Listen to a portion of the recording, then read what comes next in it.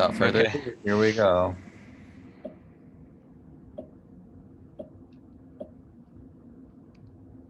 An object at rest can have no potential energy.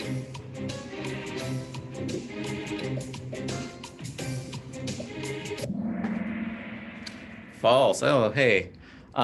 So it always depends. Even when something's at rest, it still has something called resting potential energy. And remember, potential energy is always relative to something too, right? If all of a sudden I opened up a hole in the ground, all of a sudden I do have potential energy. So potential energy is dependent on position is what you want to think of for this test. The slope of the line of a distance graph is the speed of the object.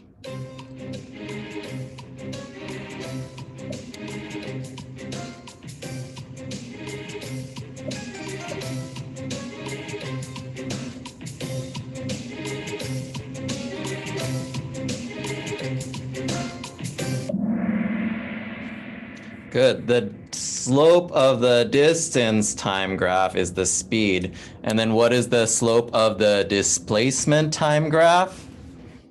Velocity. Velocity, yes, good.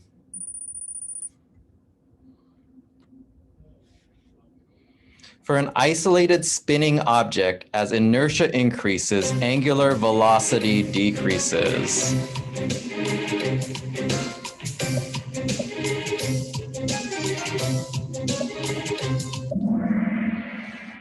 This is starting to get tricky. This one I jumped all the way to like unit 9, right? So what are they talking about when they say an isolated spinning object? What concept do you think they're testing here? Could it be a wheel? Yeah, but what concept? It could be a wheel or a hoop or a cylinder or a can. No outside forces. No outside, not outside forces. We're going to say no outside. We're going to say torques. And then what physical concept are they testing if there's no outside torques?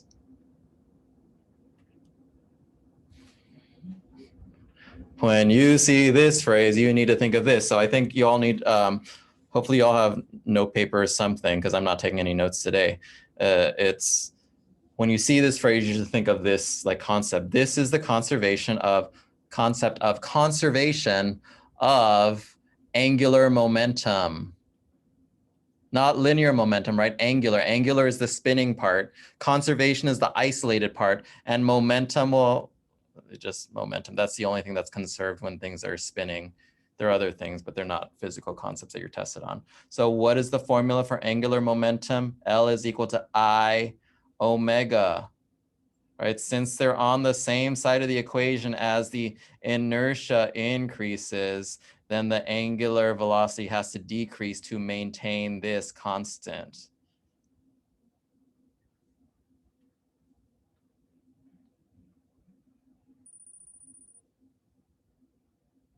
Questions on that one? Moving a point mass farther away from an axis of rotation increases its rotational inertia.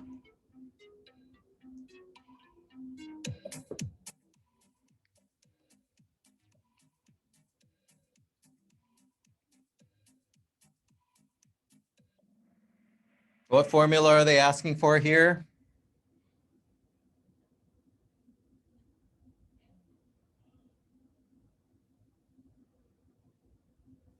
Is just mr squared.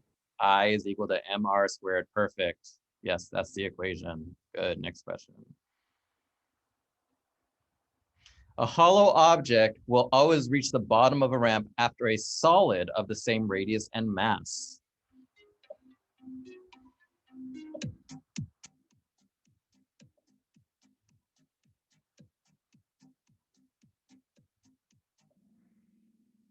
This one's a trickier one.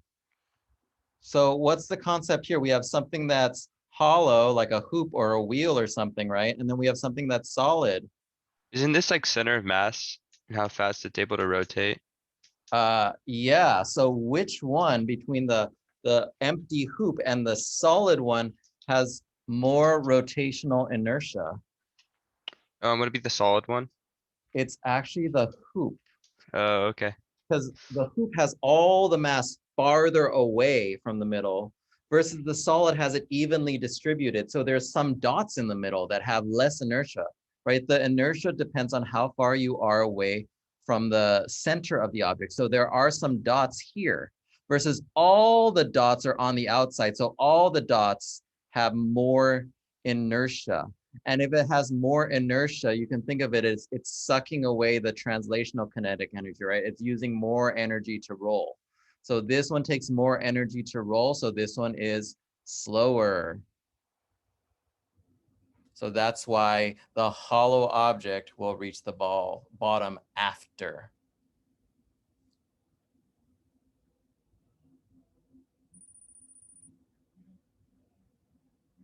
A rotating object can have kinetic energy but not be going anywhere.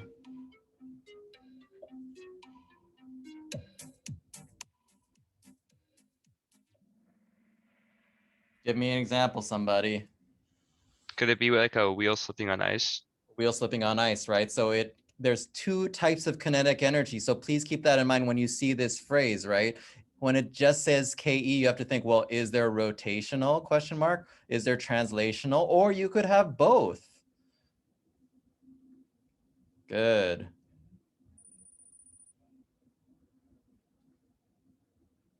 A rotating object cannot have translational kinetic energy.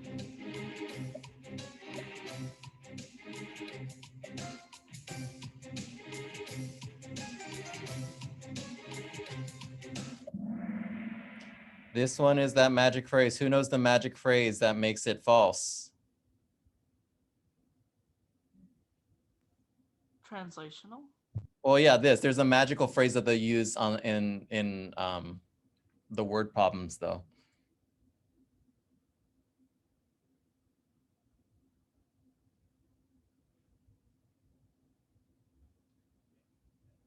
It's like hangman.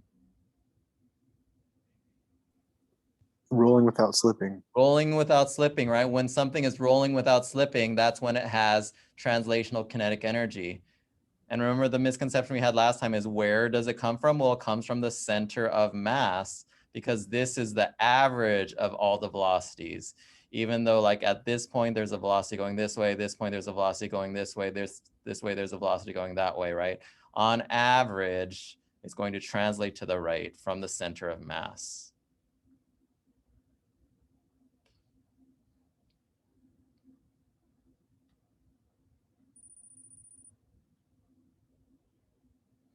The slope of the line for a velocity time graph is the acceleration of the object.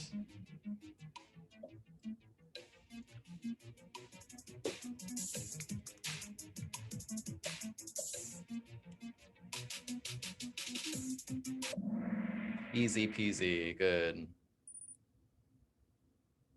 The area under the curve of a displacement time graph is the change in velocity of the object.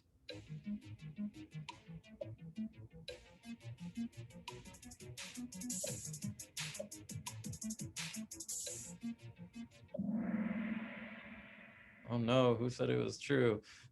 I've looked this up before, like the area under area displacement graph is unknown. There's no like right word for that.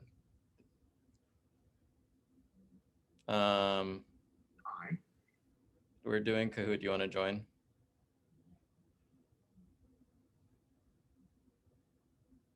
We're gonna move on to the next question, but you can pop in after.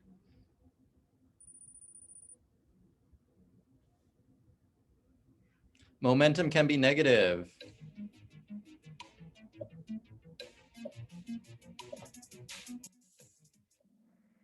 True, right? And then momentum is a vector. So please consider that when you're looking at collisions, right? Especially when things are heading towards each other. You want to make sure one of your numbers is positive, one of your numbers is negative. It doesn't matter when you're setting up a free response question, but definitely keep that in mind.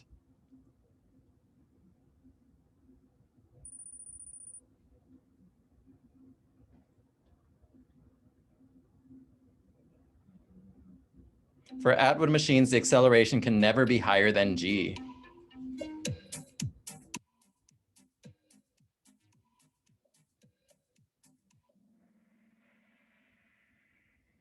So the Atwood machine is anything with a pulley or something with strings attached to it, right? So like this. So it is quite possible that maybe you have something that's really, really, really, really, really heavy here, and then really, really, really, really light here. And if we have something like this, then basically it's going to accelerate with gravity. It's going to be slightly less, but theoretically it's possible to get very, very close to G. But can you ever surpass G? No, only if you go to a different planet.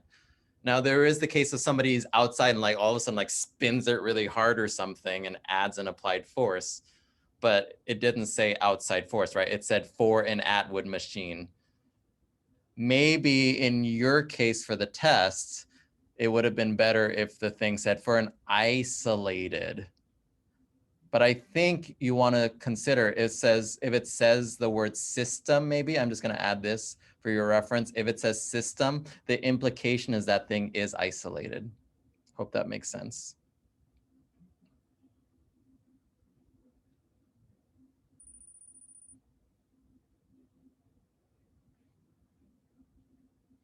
For an Atwood machine isolated, the tension in the string is always equal to the weight of the objects.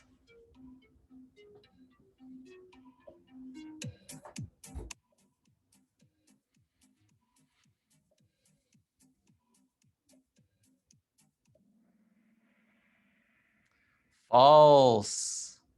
That'd only be true if you had like one thing hanging off an Atwood machine. Even then, it's not even true. And then you have to consider not all Atwood machines are frictionless. When you have a friction-full Atwood machine, then you have to also consider the torque caused by the friction and stuff like that, or the different tension. So there is always some sort of calculation, even if you have two masses here, is not necessarily equal to the weight of the objects because one weight is pulling in one direction and the other weight is pulling in the other direction. So do not assume that this is necessarily true.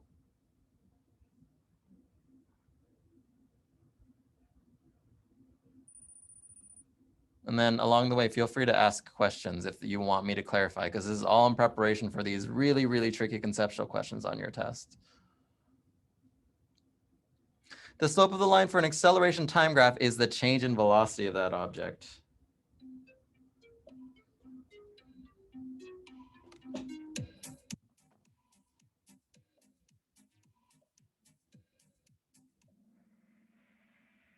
Uh-oh. The slope of the line of the acceleration time graph is a concept that they don't test. It's called the jerk. The proper answer for those of you who thought it was true is the area under the curve. The area under the curve of an acceleration time graph is the change in velocity.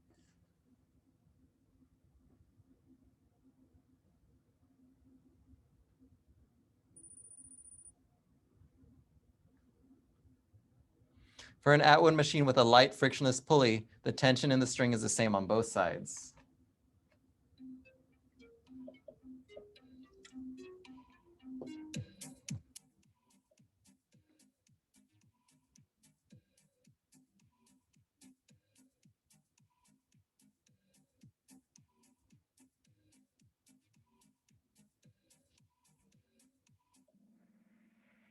And then the opposite true, right? If it's a heavy friction full pulley, then the tensions would be different. So you'd have to set up different equations to calculate the different tensions, or just know that for a conceptual question.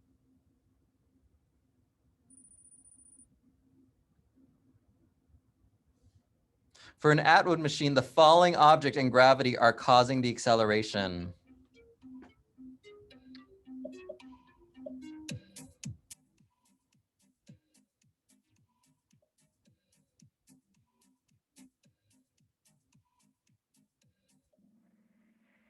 Oh, what's going on here?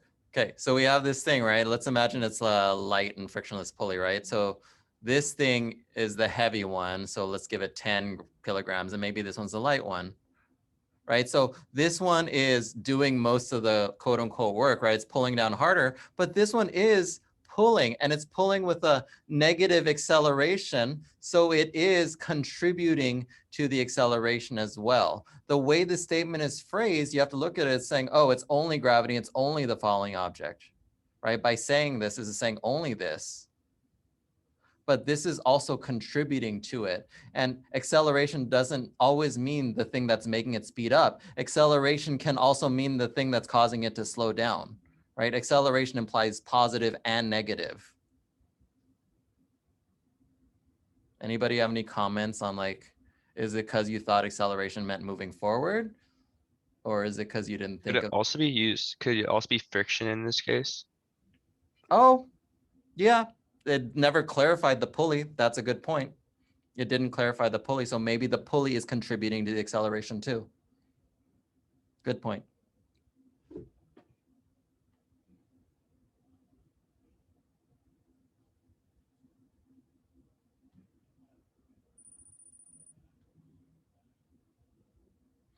An object at rest has no kinetic energy.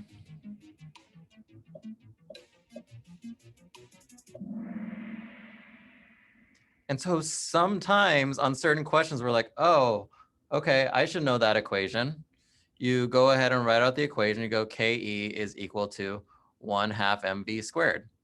So how do you get no kinetic energy? Well, either this one's 0 or this one's 0. And then maybe this is one of those phrases that you need to write if you're not 100% familiar with it. At rest means velocity is equal to 0. I was thinking rotational kinetic energy. So like a wheel, like a spinning wheel, yeah, but then that's it's like not not at moving. rest, right? Because remember, for a spinning wheel, then you have omega is equal to V over R, right? So if it's spinning, then that means implies it has an angular angular velocity, which implies that this is a number also, a non-zero number. Got it. I see. So then for you, maybe then you need to make the note that it also implies at rest also means omega is 0. So that's helpful too, because I only explain it from the way I'm thinking it. So if you tell me your misconceptions, I can help clarify so you can kind of add to your arsenal as well. Does anybody else have comments on this one? Okay. Next one. Click. Doubling the velocity of an object doubles the KE.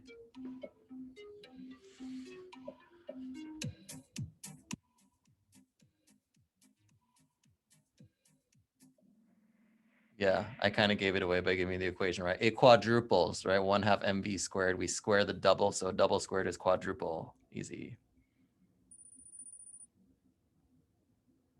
Doubling the velocity of a vehicle quadruples the stopping distance when you throw on the brakes.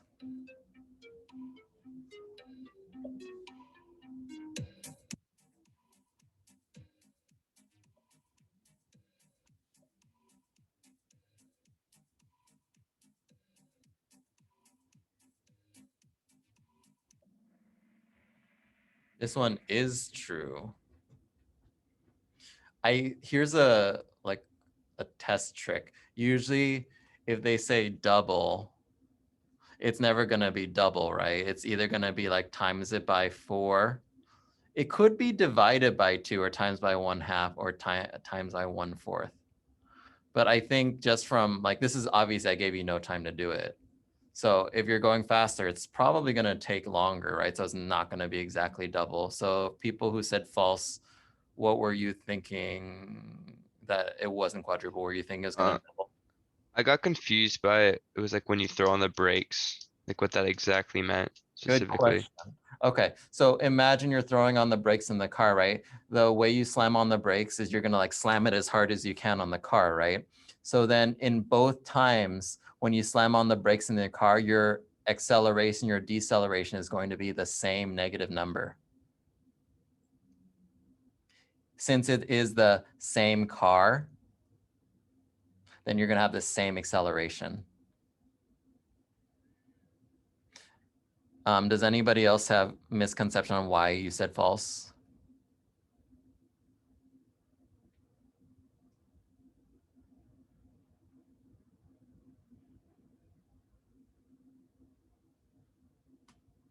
And then we're going to use this equation here, right? So this is the one that relates acceleration to velocity. Obviously, final speed is going to be 0. So then it's just negative v naught squared is equal to 2a delta x. Technically, this is negative also because it's accelerating, right? But this is, again, this whole idea that when you double the velocity here, it ends up squaring it. But just in general, anytime it says doubles, then it's probably not going to be doubles on for the answer.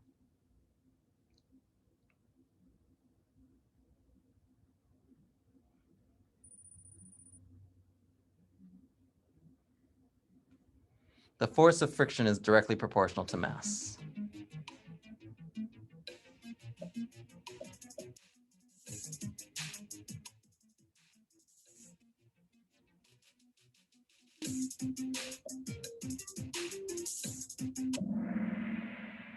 False.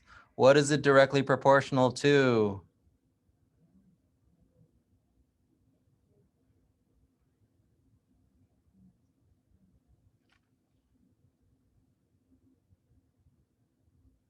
Would it be the normal force? Normal force.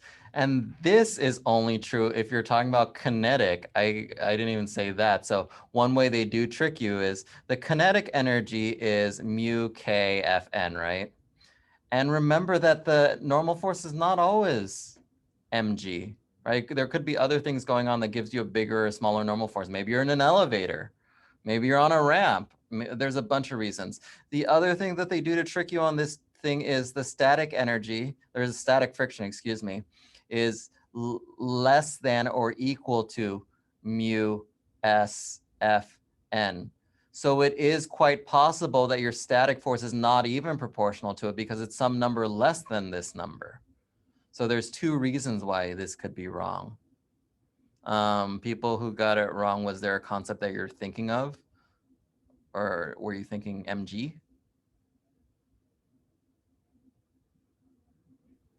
Yeah, I was just thinking mg. Yeah, but it's not always equal to mg, right? Maybe somebody is pushing, right? If something's pushing on this box downward with an F applied, then all of a sudden your normal force is not equal to mg. Your normal force is equal to mg plus this extra force applied. Now the directly proportional relationship doesn't exist anymore.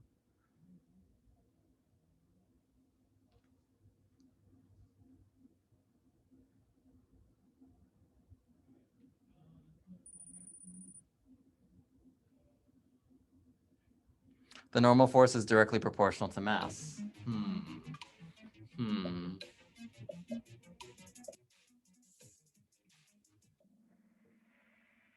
Wait, who still got it wrong after my explanation? I literally just explained. Yeah, sorry, that was me. Okay. I got tapped up.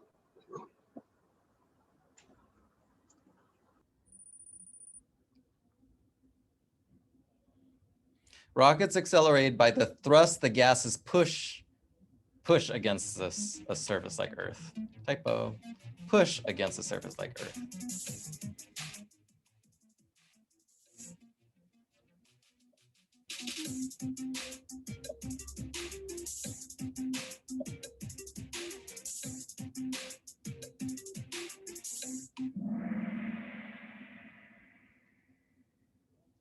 Could you explain this one? Yeah, this one's really hard, right? It's the idea of explosions.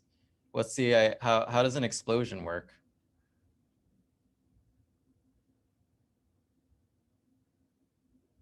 Like I use my knowledge that like in space you could turn on the thrusters and make you move, so it wouldn't have Yeah. to do surface, but I'm Yeah. not really sure how to explain it more than So that. what's happening is you're dispelling liquid this way, right?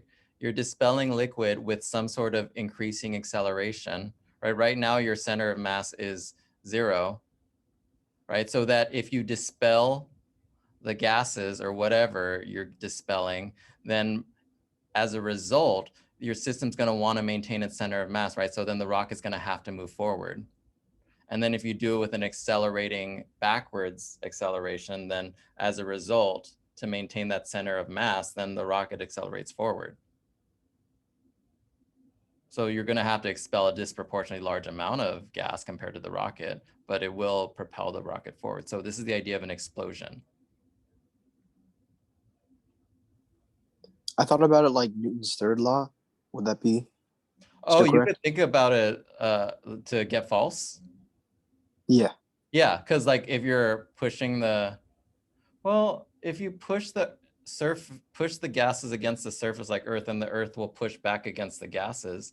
That's Oh no, I meant like if you're like, so you're like expelling the rocket stuff backwards, so you have to move forward. You're expelling guess. rocket stuff backwards, so you have to move forward. I don't know. That's just how I thought about it. Yeah, Newton's third law. That works. You're expelling part of the rocket backwards, right?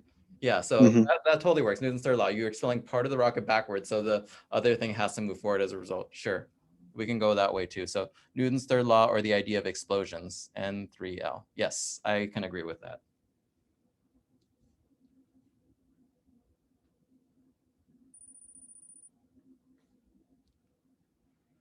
Newton's third law explains an accel.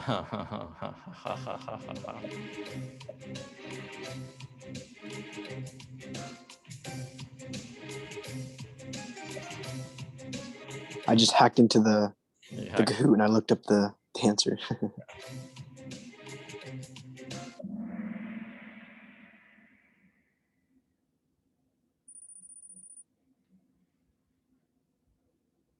The area under the curve of velocity time graph is the displacement of the object.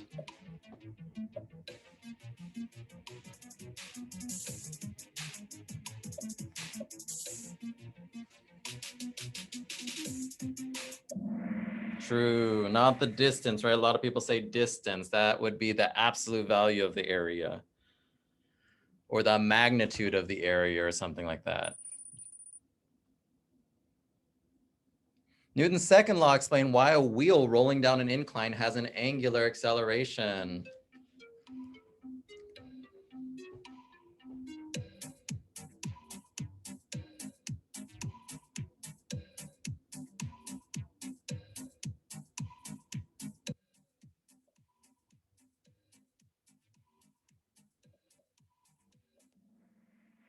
Oh no, people got tricked. Because when people think of Newton's second law, they're always like, oh, okay, this one.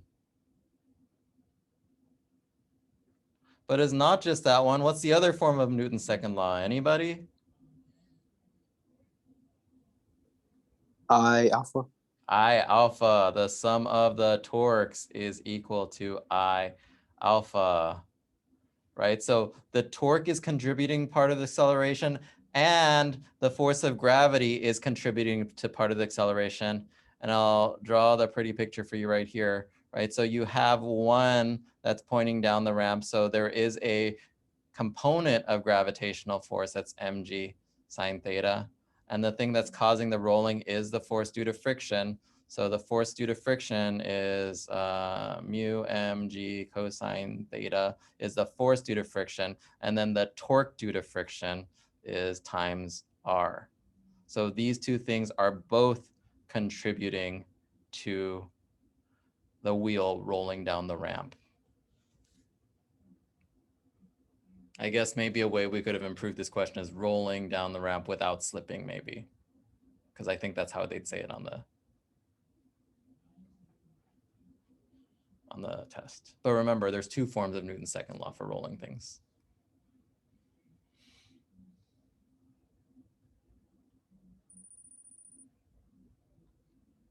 An object cannot experience weightlessness.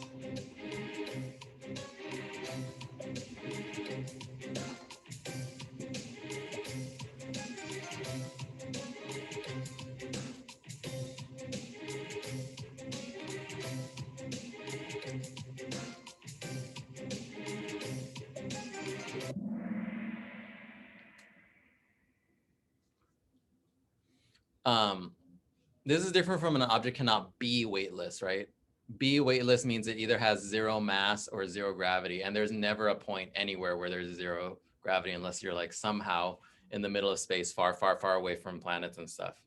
So theoretically, but you can experience weightlessness when you're in free fall, right? We talked about that before. When you're orbiting around a planet, you're just in a constant state of free fall, and that's why you experience weightlessness.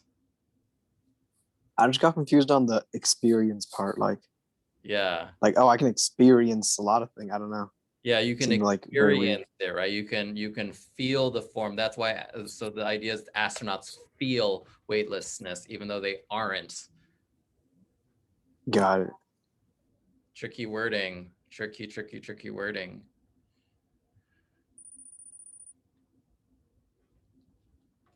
The before and after system pictured consists of a hinge, rod, and a rock. In this collision, which momenta are conserved?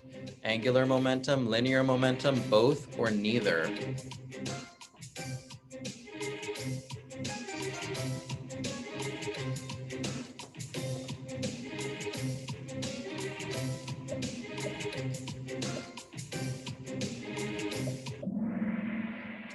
So this was a question that I threw in here because I didn't have a chance to explain it during the class. And I was like, okay, y'all need to know this. So remember, when is linear momentum conserved?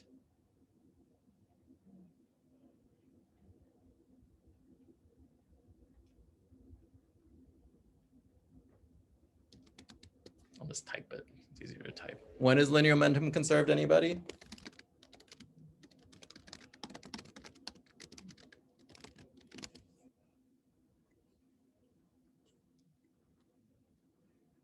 When there are no external forces. Forces. Similarly, anytime you see the phrase angular momentum, then you need to say, oh, angular momentum is conserved when there are no external torques. So I should have clarified this question a little bit by saying the ball rod system, but what's happening here? When the ball hits the rod's gonna start spinning, but guess what? There is a torque here, or not a torque, there is a force here that is generated by the hinge that keeps the rod from flying away. If there were no hinge, then both of them would be conserved. But because this hinge is like pulling down with the force is not conserved. So then linear momentum is not conserved. However, in this system, there's no like cat playing with this. There's no external torque on the system, right? So it keeps the angular momentum conserved. Would There like is- would Go the ahead. external torque be someone like pulling the rod, or what would be an example? Yeah, something pulling the rod. And furthermore, right, we always calculate torque from the hinge. And then torque is what? F times D. There's no distance from the hinge either. So here net torque is 0 also. So yeah, this hinge is like an outside thing pulling or pushing. Any other thoughts or questions? Because I knew this one would be a very confusing one. Wait, but why would the ball not be exerting torque? The ball, so on the whole system, so the rod has no angular momentum at first and gains some angular momentum from the ball. That's true. But in the ball rod system, angular momentum is conserved. In the rod system, no. So Okay, this is where you all as students have to pay close attention. So I didn't do a good job of writing that question. So that's my bad. So pay attention to what system they're talking about. Other questions? I want you to make sure that you get this question for your test.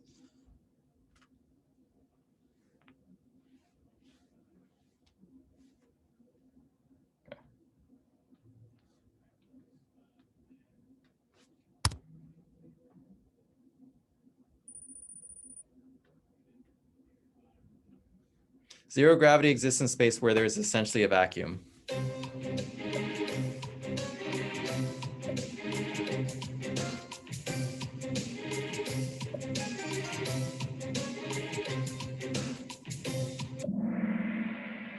I don't think they'll ask this. Maybe I delete it for future versions. Like there's always going to be a planet close enough somewhere where something's going to pull. When they do say this question though for the test, they're basically saying gravity is close to 0. So we can say close to 0, we just can't say 0. How about that? Say close to 0, don't say 0. So in this case, it's not like a hypothetical question. or statement? Yeah, no, I don't think this is a question. Out of all the questions, I'm like, let's throw this one out. But when they do give you a question like this, you can assume gravity to be 0.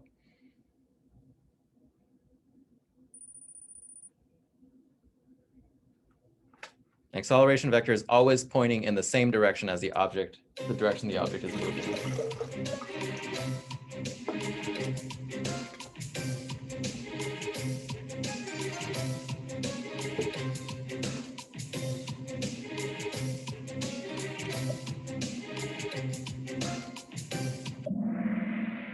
Good. Okay, so a couple keywords that I want you to think. The direction the object is moving, what does that translate to? The direction the object is moving. Velocity. The velocity, right? If velocity is positive or negative. Could this be an example of the car putting on brakes? Yeah, right? The car is moving forward and then the acceleration is going backwards, right? So remember, one of the key concepts is if velocity and acceleration are pointing opposite directions, you get slowing down, right? So that's another key phrase for those of you that a lot of people struggle with. Slowing down is acceleration vector and velocity vector have opposite signs. Can anybody think of another example where this is false?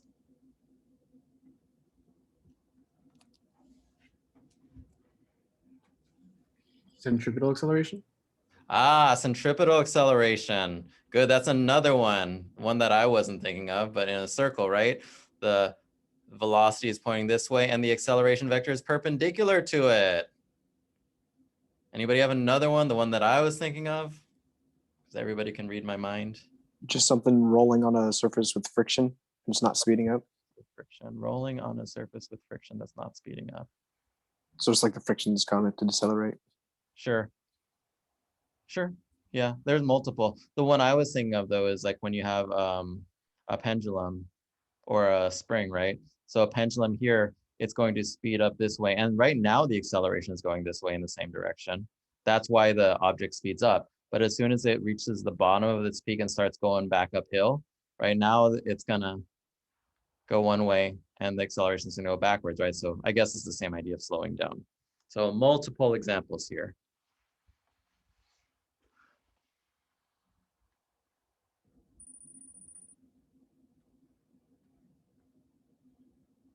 Acceleration vector is always in the direction of the net force.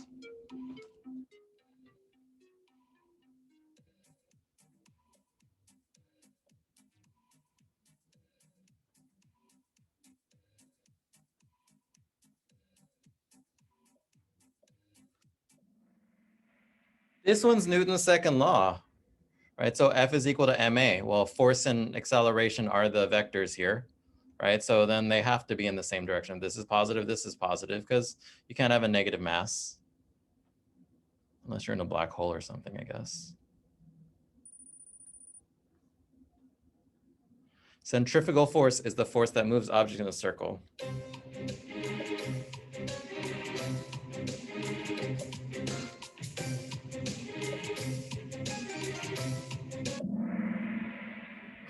Who said true? Why? Wouldn't it be centripetal force? Centripetal. Okay. Yeah, I should just throw this one out. It's kind of a silly question. What even is centrifugal force? They use it to describe a force that like in a circle that like pushes things outward, but nothing pushes things outward in a circle really in anything that we study in AP Physics 1, right? It's always things that are keeping things in the circle. I guess Got it. like you're throwing a thing in a circle and the cat's like pushing it. Maybe it's like doing a centrifugal force, maybe. I thought it was like another way of saying centripetal force or like a type. I don't know. I do think maybe the go ahead. What? Oh, I just thought it was a typo. No. And I think a lot of students use it because they hear it in movies and stuff. So if you use it in a free response question, they'll definitely dock you.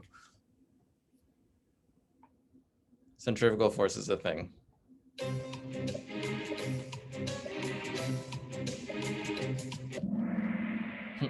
Not for AP Physics 1. How about that? I think this was from an AP Physics 1 teacher. So no, not an AP Physics 1 thing. Isn't it fictitious? Oh, Let's go with that, sure. If an object is not accelerating, it has 0 velocity.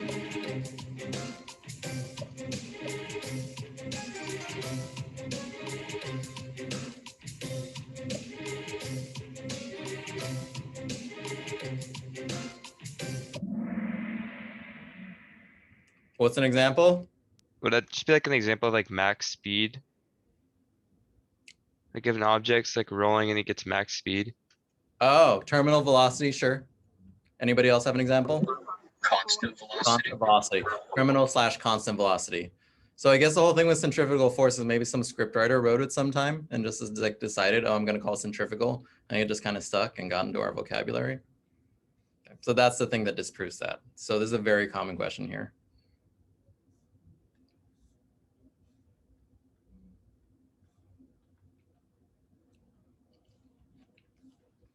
Which physical concept can we not figure out from this graph?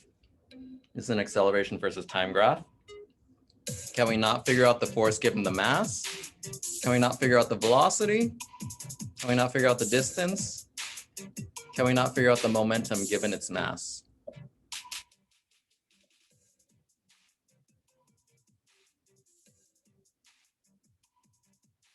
Can we not figure out?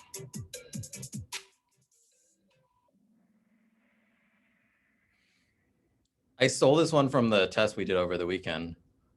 We can definitely do velocity, right? Acceleration is the derivative of velocity. So we figure out velocity by doing the area under the graph. And then momentum, well, if from this, we can figure out the acceleration and the velocity. If we're given the mass, then we can figure out the momentum as well, because momentum is what? M times V. And then we can figure out the force, right? Because force is M times A.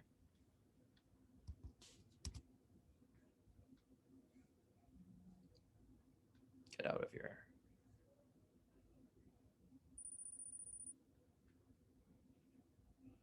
In the absence of air resistance, more massive objects fall faster than less massive ones.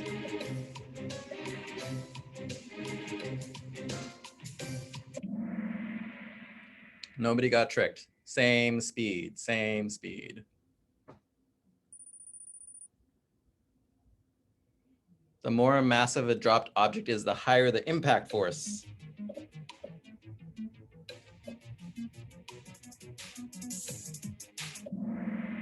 Could you explain this one? Yeah. So what's your confusion here? I just was just wondering if like there's a way that you could explain it, because I know like if you drop like a bigger rock or something, it'll create a bigger impact, but I was just like wondering like the scientific reasoning about it. So the way I'd explain it on a test is mass is directly proportional to weight,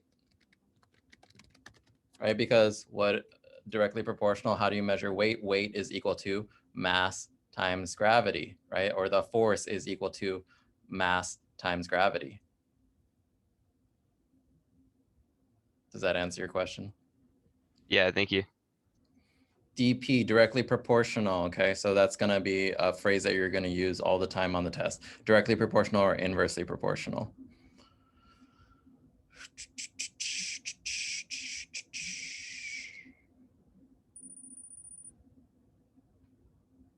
The period of a pendulum only depends on the mass of the bob and gravity, the acceleration due to gravity.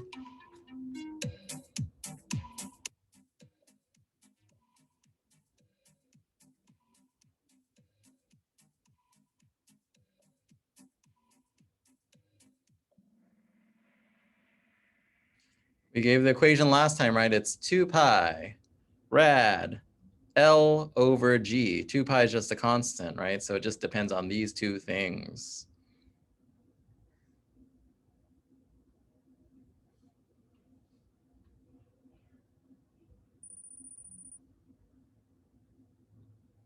The period of a pendulum equation requires small angles to be accurate.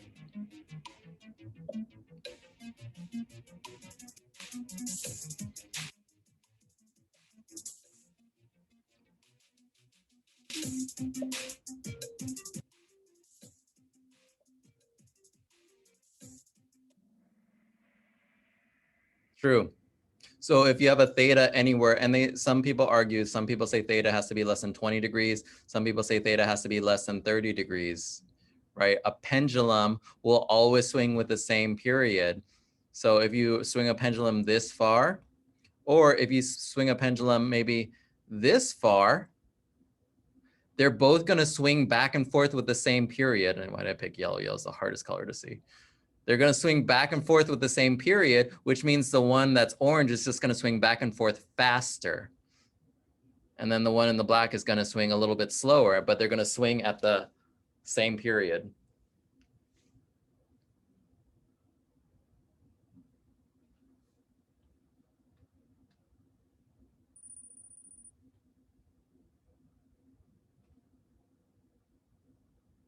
If an object has zero velocity, it is not accelerating.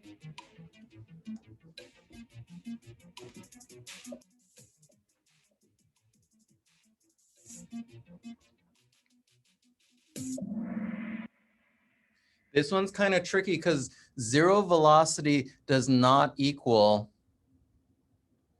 at rest. So for anybody, can anybody give me an example of an object having zero velocity and not accelerating? Or is accelerating? Excuse me, we're looking for counterexample. Projectile motion at the top of a Projectile the throw. motion at the top, right? So it has zero velocity just for a moment while it's changing directions. So changing directions would be the main counterexample here. Good. We're almost halfway through, so then we can take a break. The kinetic energy of a pendulum bob depends on the angle of release. A pendulum bob depends on the angle of release.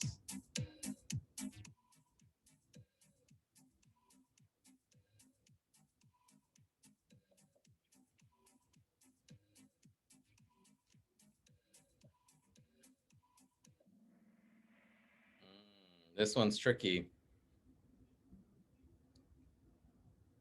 So kinetic energy is going to depend on the potential energy as well.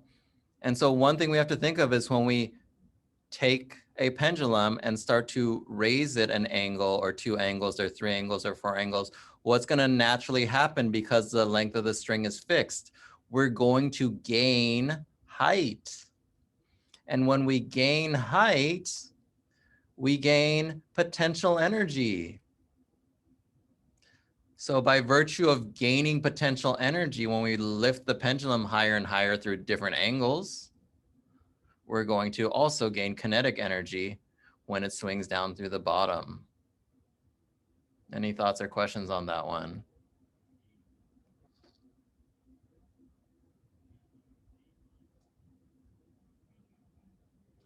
Two more and then we'll take a break.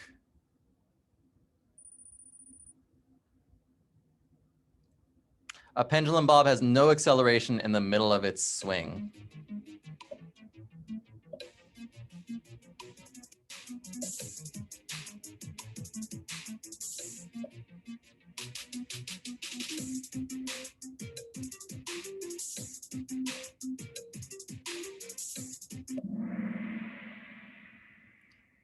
It has no potential energy, but even when this is almost like free fall too, right? When you're swinging down the middle, what are you always going to have here? You're always going to have acceleration due to gravity at the very least, right? Or it's swinging. Go ahead. Would this be like the same case as like the ball at the top of its beak?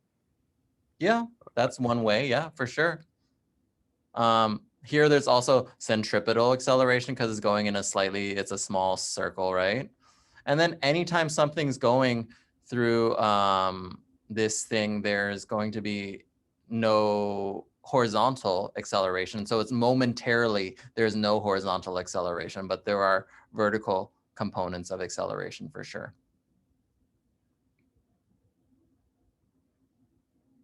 Just for that instant though.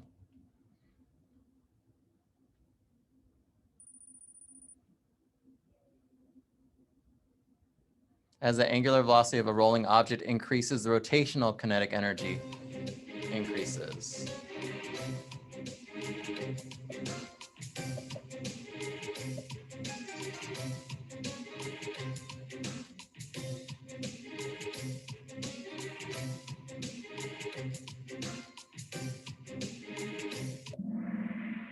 What's the equation here?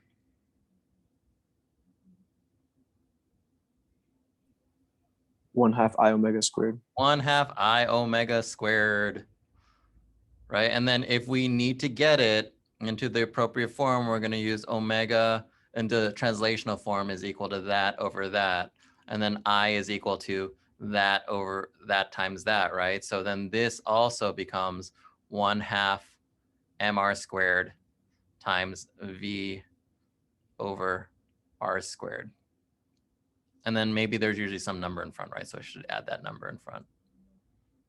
So it becomes 1/2 times k times mv squared because the r squareds cancel out. Like that. Okay, that's a lot. So in partially elastic collisions, the things can bounce off each other and will still lose energy. So please keep that in mind. I think they'd have to specify there. So do assume that when it says elastic, it is perfectly elastic. I have a question, Joey. Go ahead. So there was that one equation that we were doing with the bullets shooting on the rod and the rod was rotating. Mhm. And then there was, when it came to like the elastic bullet, I'm not sure if I'm getting it mixed up, but I wasn't sure if the force was stronger or weaker than the inelastic bullet The impulse was greater. on the elastic one. So you Okay. want to think of impulse as the force the bullet is giving to the next thing, right? The bullet gave away so much force to the other thing that it like started moving backwards. Oh, okay, I see. Thank you. Versus when something just hits it and stops, it gives all the force away and just stops.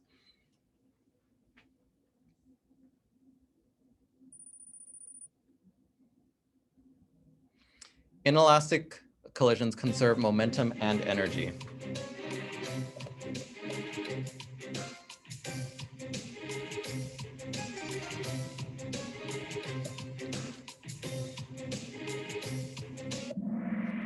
What? I misread that. I thought it said elastic. Okay. Lose energy, so you don't use that formula, energy formula. Momentum is always conserved.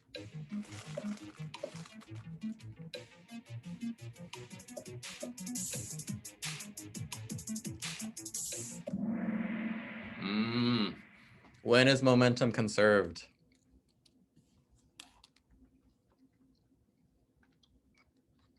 No external forces and or torques. No external forces / torques. Can anybody think of another phrase?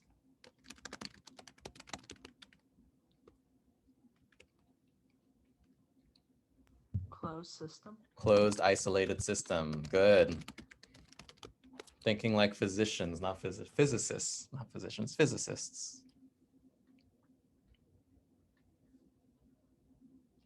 A parachute-less skydiver jumping out of a plane will continue accelerating until they hit the ground.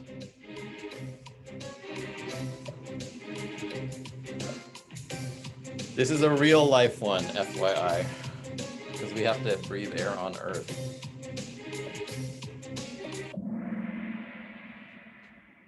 This one is when there is air on Earth. There is such thing as terminal velocity.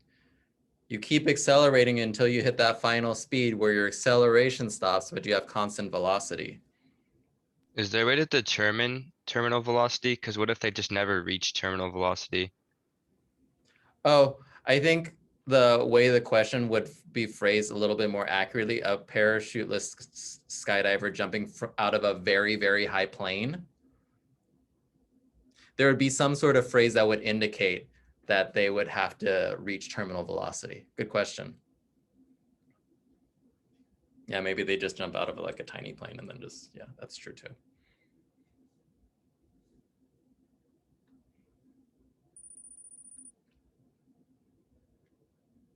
Tme is always conserved.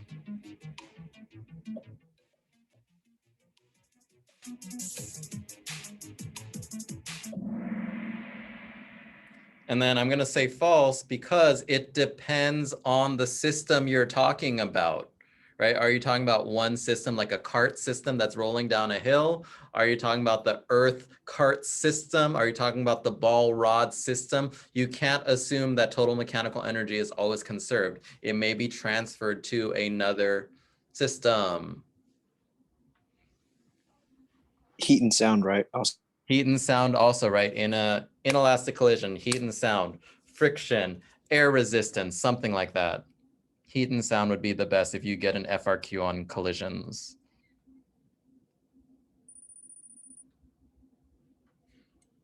In free fall, an object is always accelerating. This is the physics definition of free fall. Not the earthly one, the physics definition of free fall.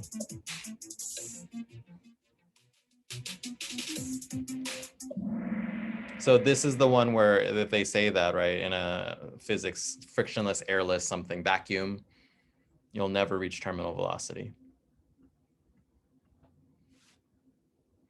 If a block is at rest on an incline, which of the following forces is the largest? The force of gravity, the normal force, the force of friction, or the applied force?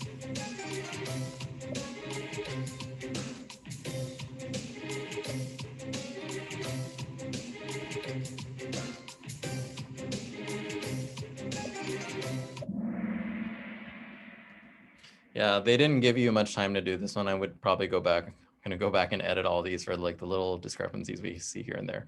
But remember, normal force or gravity is this way, and then normal force is a component of the gravity force, right? And then the force pulling down the ramp is a component of the gravity force also.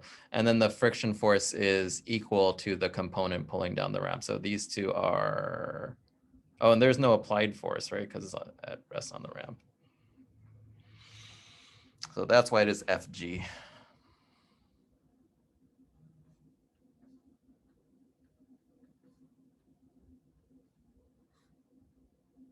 Elastic collisions conserve momentum and kinetic energy.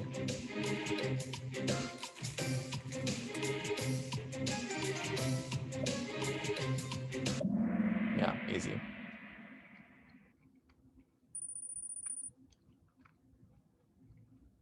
The kinetic energy of a pendulum bob depends on the mass.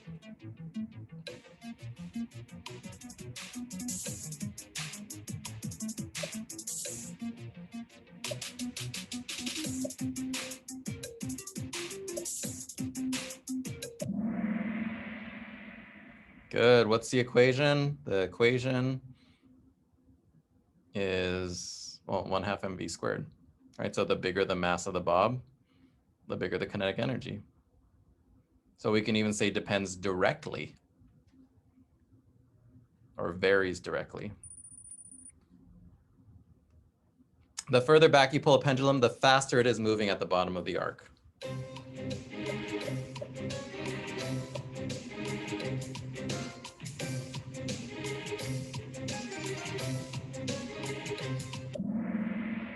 True, we did that earlier with the mgh is equal to 1/2 mv squared, right? The further you pull it back, the more height it gains, the more is translated into kinetic energy.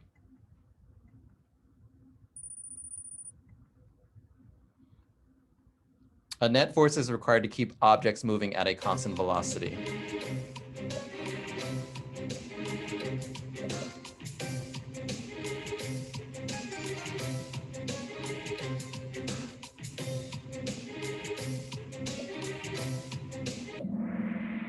We're probably in perfect physics land, right? In perfect physics land, once you push it, it's just going to go on forever.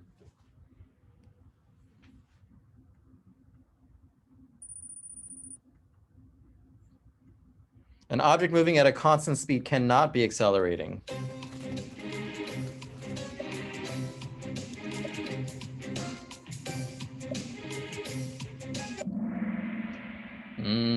Anybody have any examples here?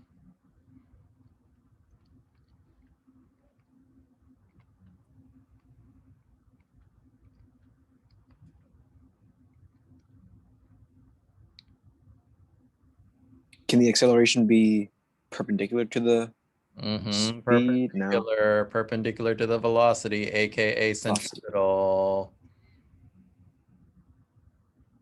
Yeah.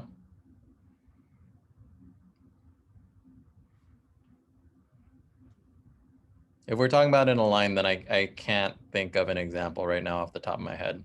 Moving at a constant speed in a line, can it be accelerating? I mean, as long as you have equal and opposite forces. So maybe it's accelerating forward, but something's causing it to drag behind, maybe, I don't know. But then the net acceleration would still be 0.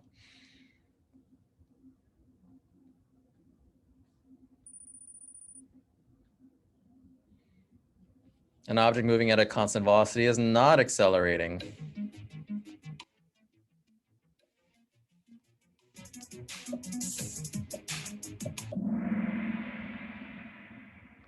Wait, why does it say true? Oh, okay. So here's why it says true. I just remembered really quickly. So here, did the last one say constant speed, didn't it? I can't go back. Did it say speed or velocity? Speed, I think. It said speed. Okay, that's what it was. So constant speed doesn't care about direction. Velocity cares about direction, right? So here, as my speed is changing direction, that means my velocity is changing because velocity is a vector. So here, even though the speed is the same around the circle, the velocity is changing. So it is impossible for something at a constant velocity to not accelerate because this is not a constant velocity. A constant velocity would have to be something moving in a straight line.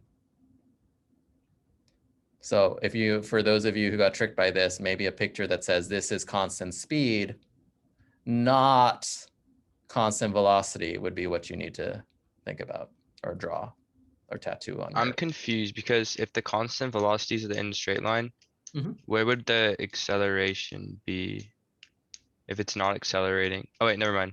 It's true. Yeah, it's true. I think people said false because of the thing I drew last time. Anybody else have questions? Because this is actually a pretty important concept.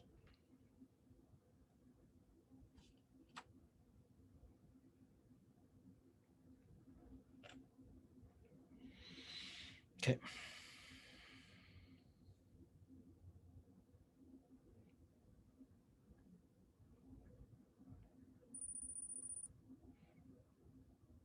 Friction always hinders motion.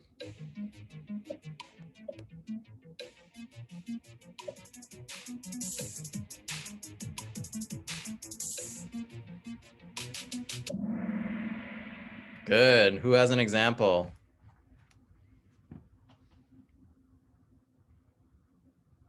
Car wheels. Car wheels, right? So earlier I drew a car wheel, but I didn't do the rolling without slipping car wheel properly. So I just want to make sure. Remember that when you have a car wheel on the road, there is no velocity vector at the bottom, because at that point, if there were any velocity at the bottom, your car would slip. There is a larger velocity vector at the top relative to the one in the middle. Okay. And then in this case, the friction is pointing forward. We went over that way, way, way back in class 1. So here's an example where the friction points in the same direction as velocity. And then I want you to think of rolling with slipping down a ramp now, just because this can be confusing. When it's rolling down a ramp, the thing's gonna move forward. So the thing that allows this wheel to move forward is actually a backwards frictional force. So when something is rolling down a ramp, the friction is going to point up the ramp. Okay, so if you get a ramp one with rolling without slipping, draw it that way, away from the direction that it's moving. When you have it rolling on a flat surface, the friction is gonna point in the same direction as motion. Questions there?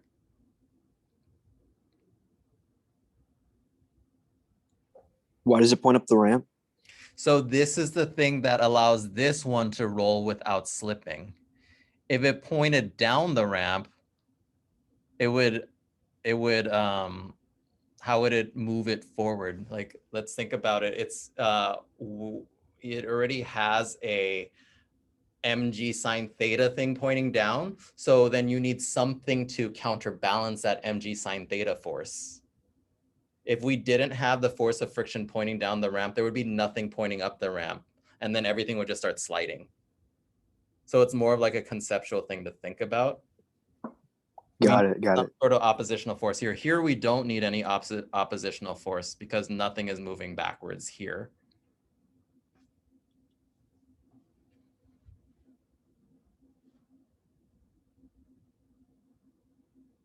Questions? So here, maybe you can, if you want to draw the rolling without slipping, you do the force of friction is equal to mg sine theta, assuming there's no other forces, right? Because we have mg sine theta pointing down the ramp, up the ramp.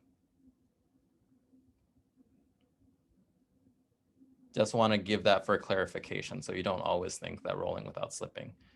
It's true, rolling without slipping. I'll pause here for a minute just to let this slip in. Just because I didn't really fully cover this in class and I want you to absorb it.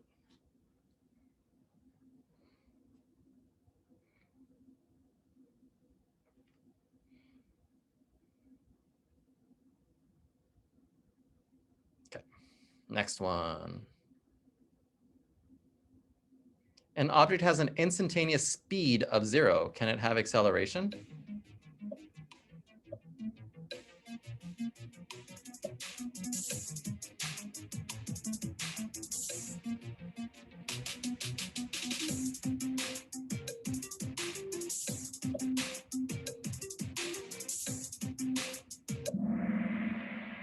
Yes. How can it have acceleration?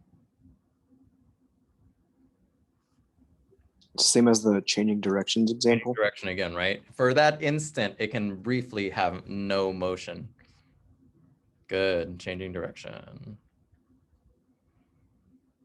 The maximum acceleration of a mass on a spring is at its equilibrium point.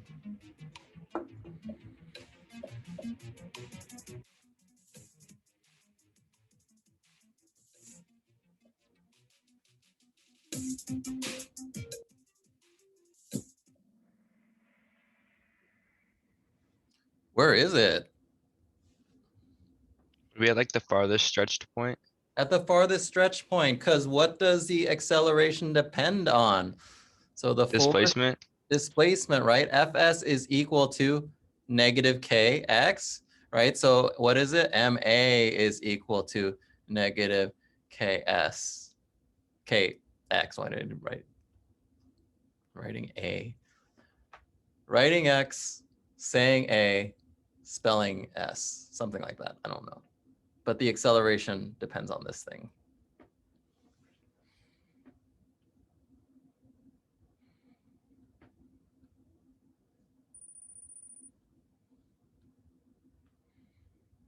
The maximum velocity of a mass on the spring is at its EQ point.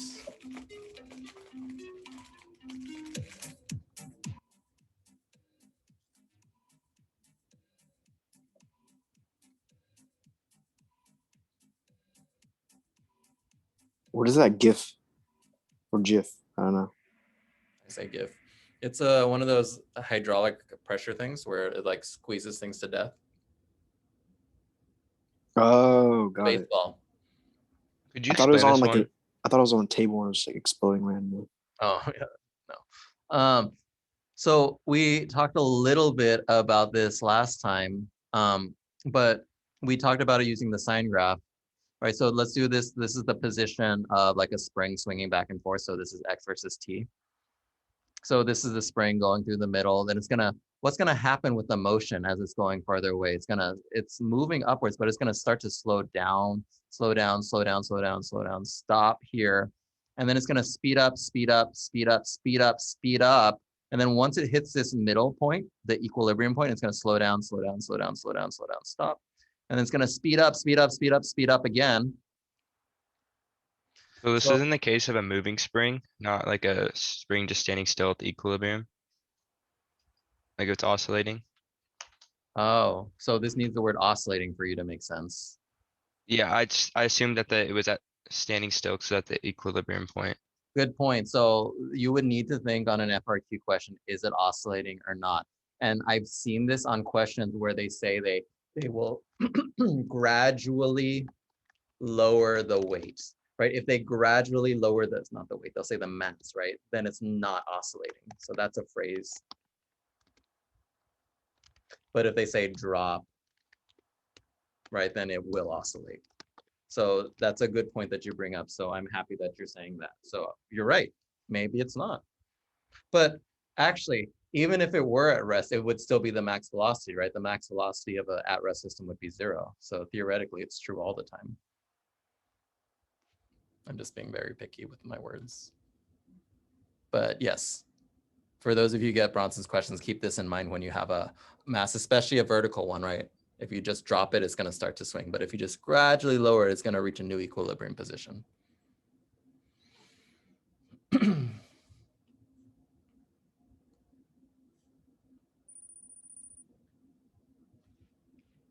The period of a mass on a spring, oscillating spring, depends on the spring constant.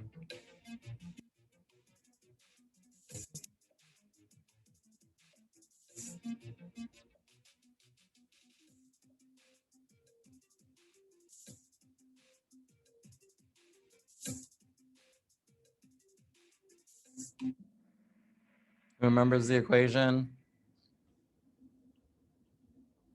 2 pi square root of m over k. Perfect.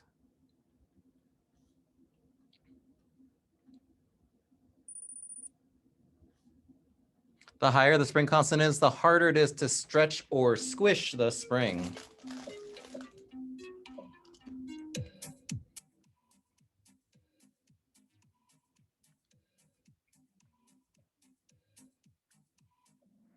True, that's an easy one.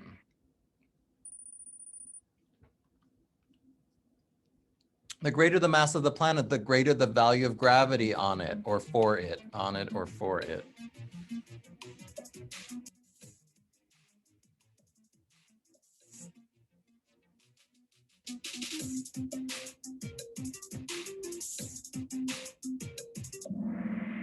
Oh, everybody got tricked on this one. Woof. So it's because like if it's smaller radius, right? Yeah, it just said the greater mass, right? So gm1 m2 over r squared is equal to just mg, right? And then this is the mass of the object, so you're left with the mass of the planet. So just because this goes up, this could get way bigger or way smaller, right? They didn't talk about radius, so the radius could counterbalance that. So we have to assume that the radius Is the same or smaller. okay. But maybe you get a really, really big planet, right? If the radius is gigantic, then the gravity is going to go down, like a big balloon or something with nothing inside of it.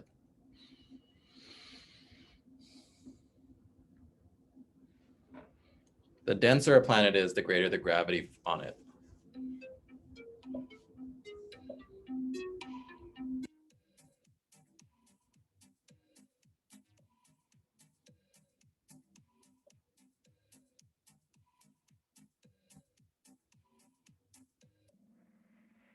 So that one's going to be true because density is a measure of how much stuff is in that planet, how much mass is in that planet, right? The denser that planet is, the more mass it's going to have per unit of volume or per unit of radius.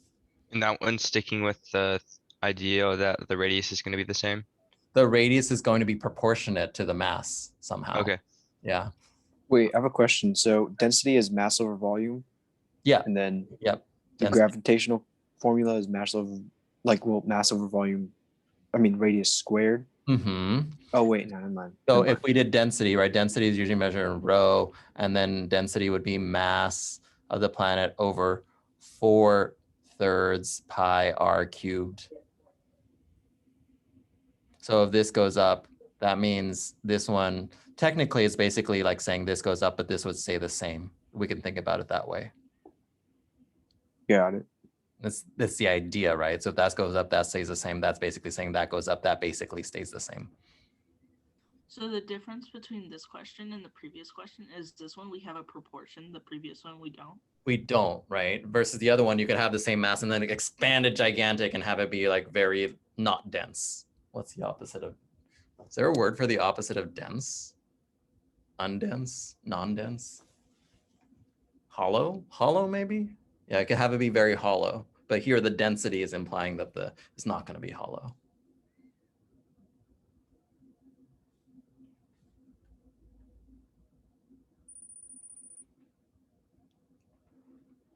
As the distance a satellite is from Earth increases, the orbital speed must increase.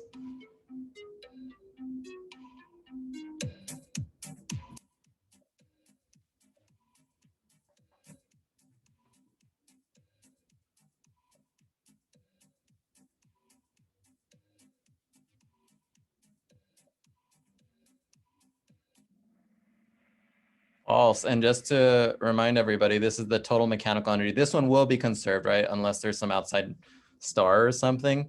But it's what? Negative, it's U, G plus KE, right? So this would be negative G M1 M2 over R plus 1/2 mv squared.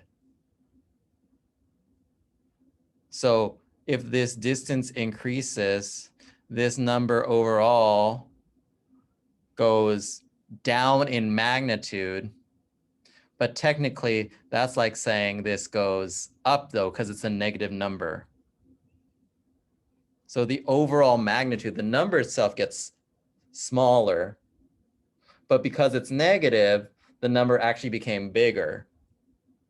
So if that became bigger, then this one goes down. It's like elliptical orbits, right? It's like you could think about it as elliptical orbits too, if that helps you conceptualize it better, right? In elliptical orbits, if the thing is over here, that's really, really close, and that's where its V is at its max, right? And then UG is at its min. And versus over here, this is where UG is at its max, and then its V is at its min. Yes, that's another way of thinking about it using pictures.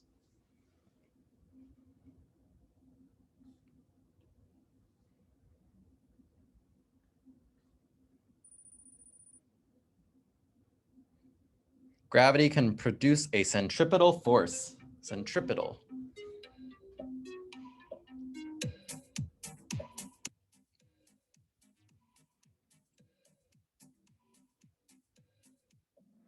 True, that's the one where we do G M1 M2 over R squared is equal to MV squared over R. Or MAC, right? Either way, if you need to use that.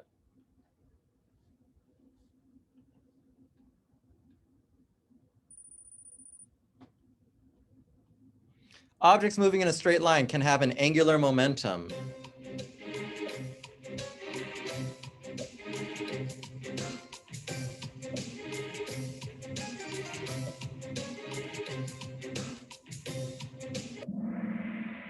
True.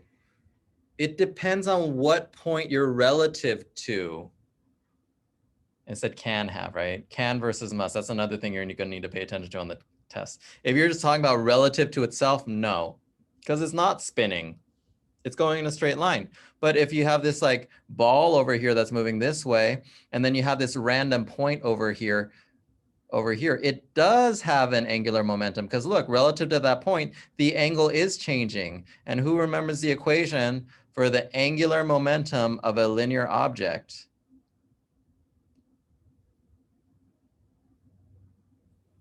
RP, or radius times linear momentum. Oh, yeah, RP. It should be R perp P, R perp P. Or I do MVR. Yeah, MVR perp. Or if you don't want to do MPR perp, you can do MVR sine theta, if that helps you remember better. And then for those of you who may not remember, right, you for sure will get this one on your test, right? L is equal to I omega. That's the one for angular momentum. And remember, for most things, as long as it's rolling without slipping, or if it's in that a single system that's going in a circle, omega is equal to V over R. I is equal to MR squared. You're going to be doing this a lot on the test. So then L is equal to MR squared times V over R. And look what happens when you do that. You get MVR. So this is the linear momentum of a thing going in a straight line. And then finally, because I thought about adding this question, or I didn't think about adding this question, but I'm thinking about adding it now. If an object is moving in a straight line and spinning, then you'd have to add up both, right? So you could have an object moving in a straight line and spinning at the same time. So you'd have to do this collectively. Questions there? So if it says like, so if it's like moving in a straight line and spinning and says calculate the angular momentum of this thing, do you have to assume it's relative to itself or relative like a to? Oh yeah. I mean, I Always guess if they would, yeah, never mind. If it's relative to itself, then we take this away. Okay. If it's relative to some other point. So yeah, that's a good question, actually. So a question might say like, okay, relative to itself and relative to some outer point, how do the linear momenta compare? Are they the same? Is one bigger? Is one less? That could be like a free response question because, they do greater, less, equal. That's a really good question that you brought up. Any other questions on this concept? Because I feel like this one's a fair game, either in multiple choice or free response somewhere.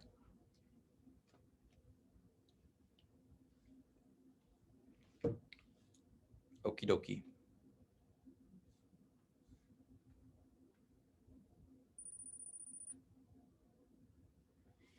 The distance an object travels cannot be the same as the displacement.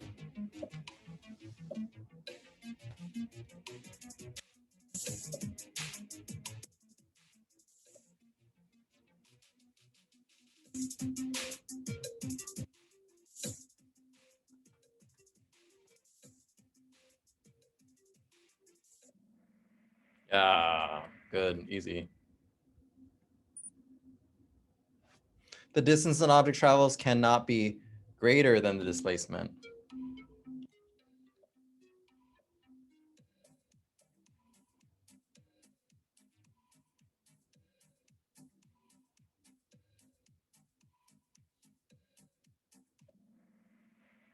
It's the wording, right, and the timing.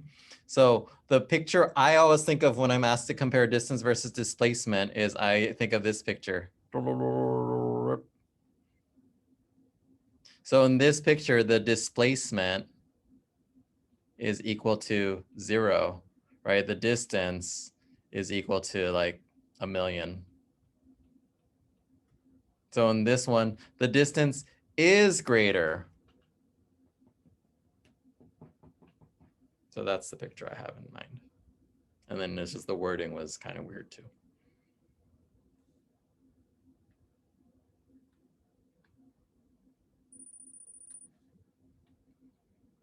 An object travels in a vertical circle. Where is the radially inward force acting on the object the greatest? At the top, on the sides, or at the bottom?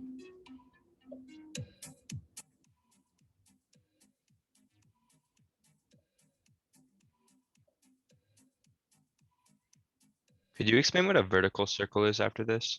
Yeah, just think about that merry-go-round. Oh. Okay, so a vertical circle is, when they say a vertical circle, imagine that merry-go-round, or imagine you're standing here and then you have a string in your hand, right? And you're waving a yo-yo around this way. Rather than like making a circular path on the ground, like a race car track. Yeah, so that would be a horizontal circle. So you could also have that, right? Maybe there's a string here and that's going in a horizontal circle. So in the vertical circle, what do you have? At the top, you have tension pointing down, and you have the mg pointing down. Oh, wait, hold on. Yeah, this is where the radial inward force is acting the greatest. Whoops.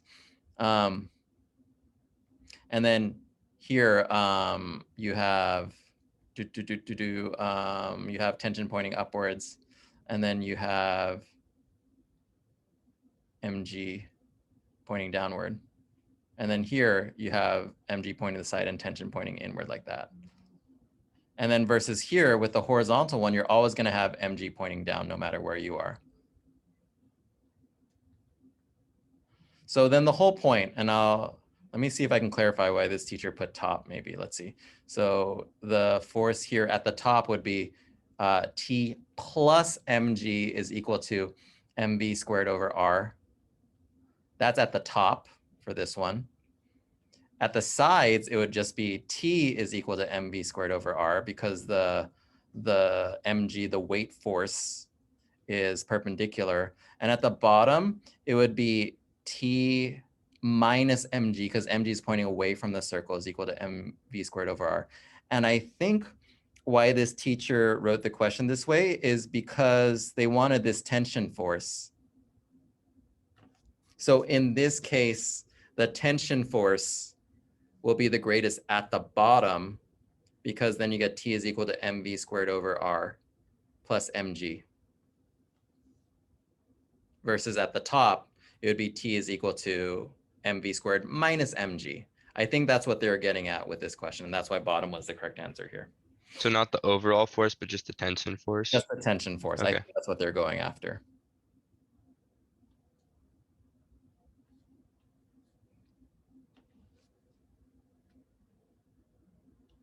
The force of tension cannot be equal to the force of gravity.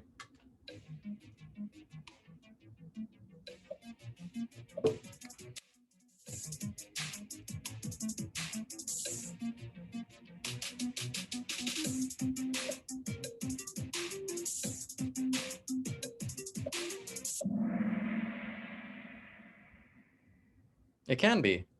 If the object's like just like hanging from something and it's just at rest. Right, here's the ceiling and then here, boop, mg, t. Why do people say false? Isn't it the mass times gravity? Yeah, the force of gravity. Force. Oh, the force. I thought. That's a gravity. Can Ah. only be equal to gravity. I didn't see force of gravity. Well, it could. What if the... Oh. Yeah, that's kind of weird. The value of gravity. I don't know. Yeah, I don't know how they word Yeah. the question. Anybody else? A couple other people said false. Nobody else? Okay. Couple more. Kinetic energy can be negative if an object is slowing down.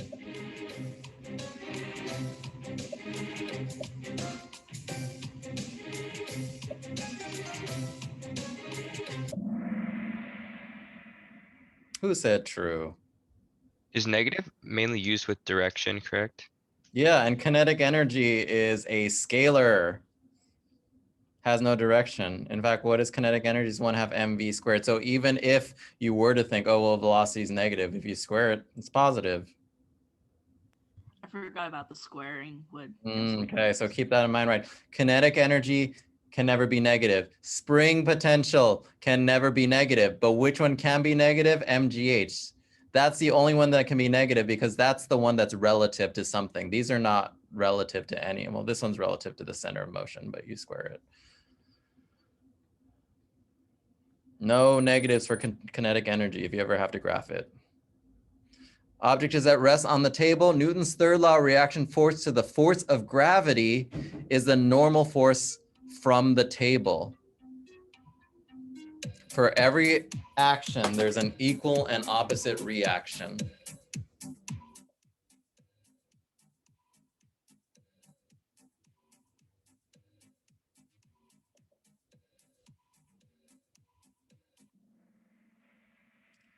This one is so hard. And I remember when I took physics in college, I got this question wrong and I asked the professor and the professor couldn't even explain it to me. I was so angry.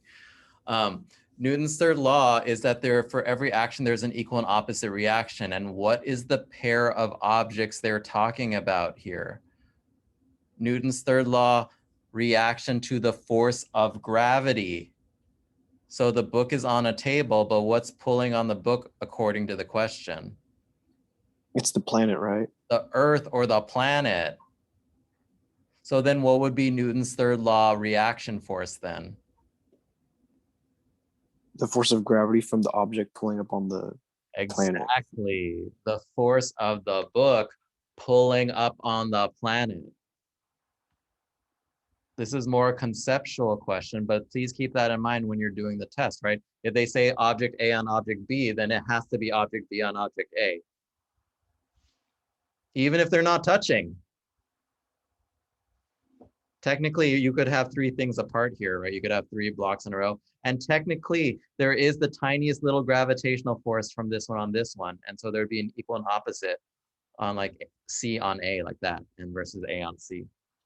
So how would it be right if you worded it with using the table rather than the earth? So then it'd be the force of the book on the table. Okay,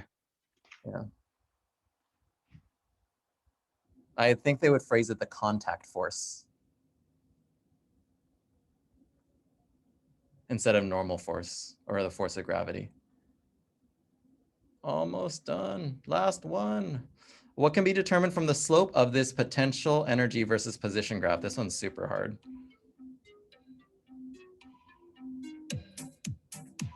The slope of this graph.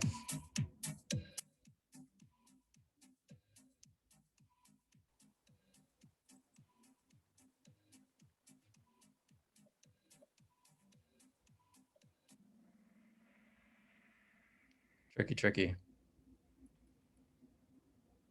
They give you energy, they give you distance. Who knows an equation that relates energy and distance?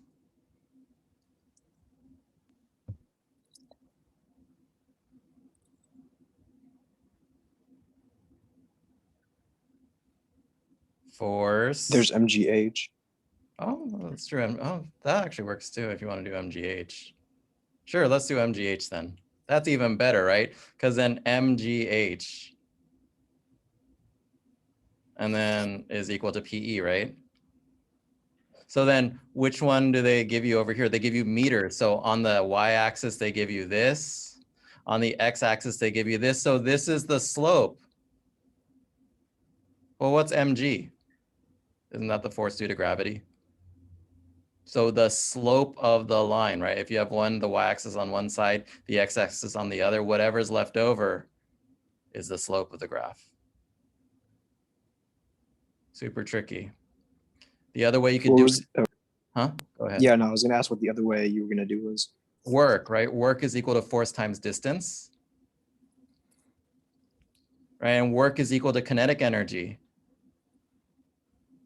which is the opposite of potential energy, right? So I can just rewrite it with the opposite. Kinetic energy is the opposite of potential energy, right? So again, we have the distance over here, which is the x-axis. We have the kinetic or potential energy over here. So whatever's left over is the slope.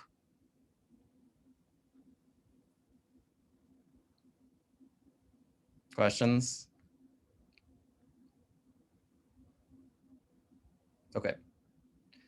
So I put some extra resources